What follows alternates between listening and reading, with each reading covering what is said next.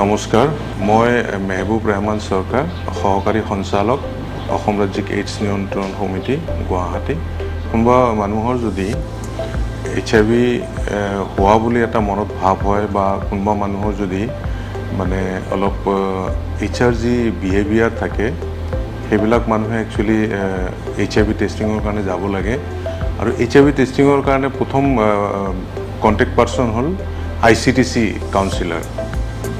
আমাৰ অসমত এতিয়ালৈকে 107টা ICTC চেণ্টাৰ আছে, মেডিকেল কলেজত, চিভিল হস্পিটেলত আৰু কিছুমান PSC আৰু CHCত আছে।